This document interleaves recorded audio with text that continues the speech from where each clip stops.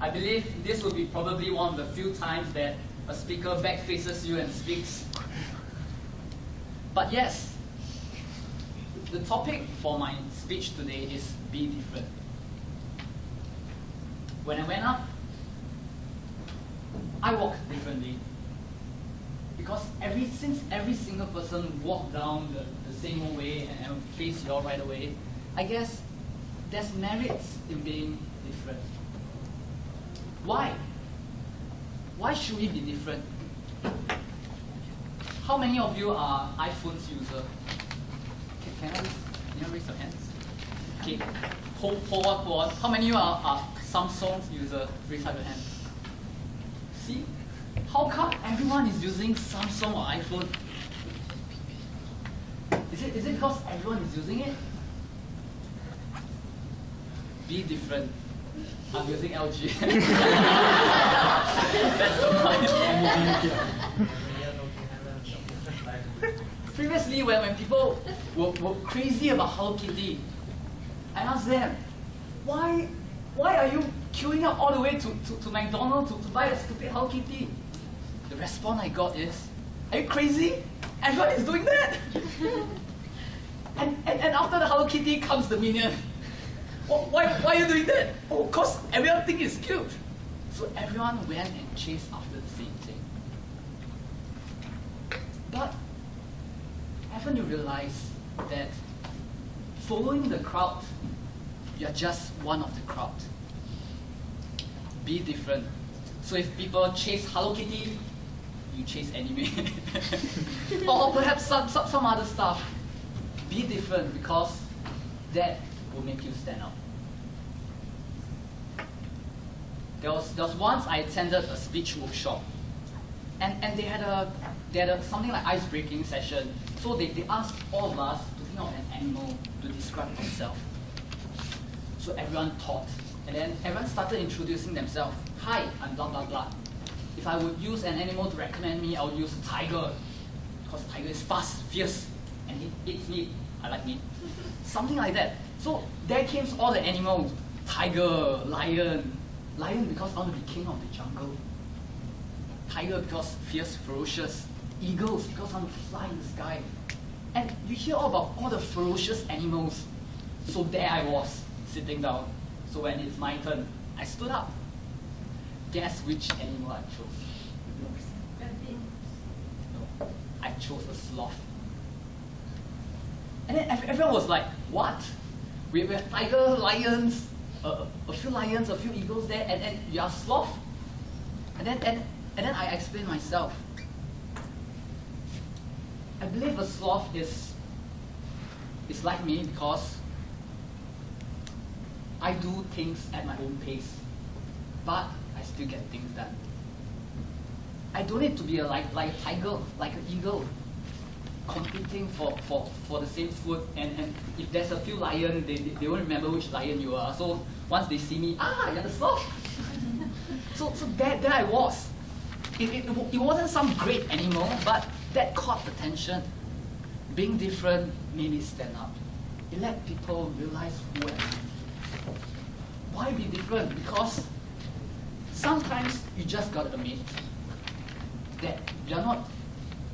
Sometimes I would like to admit that I would hope that I can speak as well as Sadiq, as well as Magnus. But sadly, I lack the charm. I don't speak like them, but I speak differently. I speak using my style.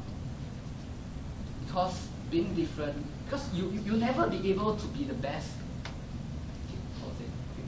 So if take for example, if you're good in swimming, there'll always be someone better at you in swimming.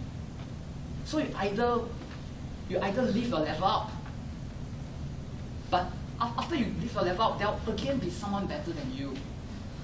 So what I recommend is, don't fight for the same thing. Choose some things that is different and unique to yourself and go for it.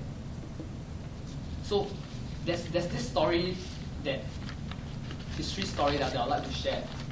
During World War II, England sent airplanes, bomber planes, to bomb Germany. So the bomber planes flew to Germany and dropped the bombs down. But unfortunately, the failure rate is very high. Only half of the planes managed to make it back safely, while the remainder one was full of bullet holes from machine guns, from anti-tank weapons, and German airplanes. So how bad it is like every single day, imagine if all of us are crews inside the bomber. One day later, half of you will be dead. The other half would still stay. But another day later, another half gone, another half gone. So probably by day 5, if everyone goes out, there'll probably only left 4 people left. So the English engineer decided to investigate. They wanted to reduce the death rate. They want to increase the success rate. So they investigate where the planes had holes in, because those planes that flew back, it had full of bullets holes inside. So they investigated and found that at the wings, at the side, and at the front driver, the rear driver seat, are places where it was with the most bullet holes. So then, if you were the engineers, you can choose to put extra armor on those planes. Where would you put it? At those areas that the bullet holes were more frequently seen at, or at those areas where practically no bullet hit that? Can I get some answer? No bullet? Any other? No bullet. No bullet. Why? Because the ones which has no bullets at ends of the plane managed to come back. Yes. So at that time, all the engineers thought, of course, we'll protect those areas that was being hit a lot of times, as seen by all the bullet holes. But luckily, there was this one person. He saw the survivorship bias, and he added the armor to those areas where no bullets hit it. So he can choose to be like the rest, thinking that we should actually add armor to the place where there are full of bullets, where it was hit most often. But he chose to be different. He chose to point out that, hey, actually, it's those places where the plane wasn't hit that needs reinforcement the best. So, okay, in other case, being different makes you stand out. But in this case, having the courage to be different actually saved a lot more lives and improved the survivorship of the airplanes.